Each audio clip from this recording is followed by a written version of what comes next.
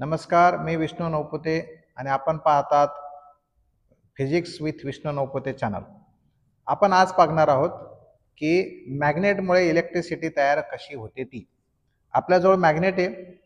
हा मॅग्नेट माझ्याजवळ आहे आणखी गॅल्व्हॅमीटर. तो गॅल्व्हॅमीटर जोडलेला आहे आपण या वायरच्या मार्फत फक्त ट्रान्सफॉर्मरला. हा ट्रान्सफॉर्मर आहे. या ट्रान्सफॉर्मरमध्ये कॉईल असते. तशा दोन कॉइल्स असतात, प्रायमरी कॉईल, सेकंडरी कॉईल. परंतु आपण हे जे गॅल्व्हॅमीटर आहे ते गॅल्व्हॅमीटर जोडलेले आहे सेकंडरी कॉईलला, म्हणजे कॉईलच्या दोन टर्मिनल्सला जोडले या वायरमधून. इथे कुठेही बॅटरी नाही. पण लक्षात घ्या, माझ्याजवळ एक स्ट्रॉंग मॅग्नेट आहे. तो स्ट्रॉंग मॅग्नेट मी जर या कॉईलच्या जवळ आणला तर गॅल्व्हॅमीटर डिफ्लेक्शन दाखवते. लुक ॲट दिस. थोडंसं हळू आणलं, डिफ्लेक्शन दाखवलं. मी आता दूर नेलं तर डिफ्लेक्शन लेफ्ट साईडला जाईल.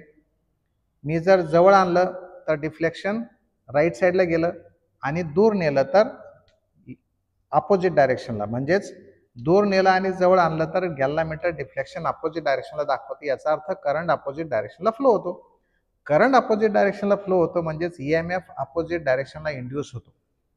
एक आपल्या लक्षात आलं की हा मॅग्नेट किती पॉवरफुल असेल आणि जर तो ठेवून दिला तिथं तर गॅल्व्हॅमीटरमध्ये डिफ्लेक्शन नसतं. म्हणजे स्टेडी किंवा constant magnetic field cannot produce किंवा does not produce electric current और it does not induce EMF. पण मॅग्नेट जर का दूर नेला आपण तर गॅल्व्हॅमीटर डिफ्लेक्शन दाखवतंय, जवळ आणलं तर डिफ्लेक्शन दाखवतंय, पण अपोजिट डायरेक्शनला. आता मी जवळ आणलं तर राईट साईडला डिफ्लेक्शन आहे, दूर नेलं तर लेफ्ट साईडला. आता मी पोलॅरिटी चेंज करतो. या पोलॅरिटी चेंज करतो. आता जवळ आणलं तर डिफ्लेक्शन लेफ्टला जाईल आणि दूर नेलं तर डिफ्लेक्शन राईटला जाईल. हा मॅग्नेट मी काढला आणि जर याच्यापेक्षा पॉवरफुल मॅग्नेट आणला, हा मी आता याच्यापेक्षा पॉवरफुल मॅग्नेट आणतो, तो तरी मॅग्नेट बऱ्यापैकी दूर न्यावा लागायचा. मी फक्त हा मॅग्नेट जवळ आणला, थोडासा जवळ आणला, तरी डिफ्लेक्शन खूप जास्त होतं. म्हणजेच if magnetic field is larger than deflection is larger, म्हणजे ईएमएफ इंड्यूस इज मोर. जर समजा मी हे खूप जोरात आणलं तर गॅल्व्हॅमीटरमध्ये डिफ्लेक्शन आउट ऑफ स्केल चाललंय. याचा अर्थ असा आहे की if you increase the rate of change of flux, EMF induced is more and more. जर मी एकदम हळू आणलं, हा पॉवरफुल मॅग्नेट आहे पण मी खूप हळू आणतो तर डिफ्लेक्शन एकदम कमी होतं.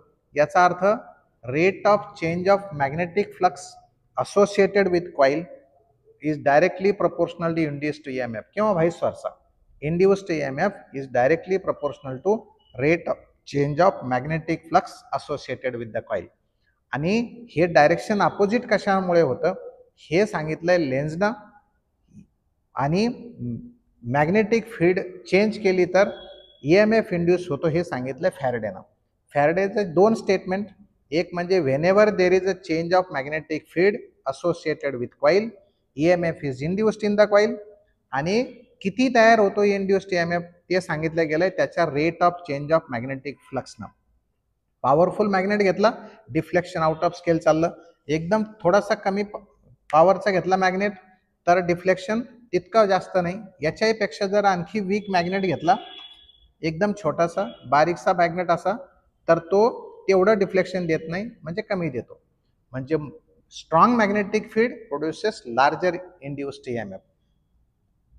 डायरेक्शन अपोजिट का आहे तर ते सांगितलं लेन्झनं. अशा पद्धतीनं या प्रॅक्टिकलमध्ये आपण 3 लॉज बघितले. पण आणखी आपल्याला याचं जर पाहायचं असेल तर मी तुमच्या समोर ही अशी एक वायर घेतली. या वायरचे दोन्ही टोकं जोडलेले नाहीत, याच्यात कुठे सेल नाही आणि इथे बारीकशी कॉईल वाउंड केलेली या पाईपवर आणि इथे एक LED जोडलेला आहे.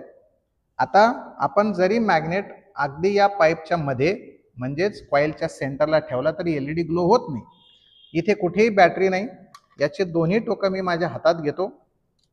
हे दोन्ही टोकं हातात घेतो आणि ते सेपरेट आहे. पण जर का मी आता हा बार मॅग्नेट इथं फास्ट मूव्ह केला मध्येच तर हा LED तुम्हाला ग्लो होताना दिसेल. दिस इज हाऊ LED ग्लोज, म्हणजे EMF is induced without battery. फक्त केलं काय आपण केलं फक्त हा मॅग्नेट त्या कॉईलच्या ॲक्सिस वरती फिरवला म्हणजेच LED ग्लो झाला. This is how EMF produces current. तो जो करंट याला ग्लो करतो त्याला म्हणतो आपण induced current. Thank you very much.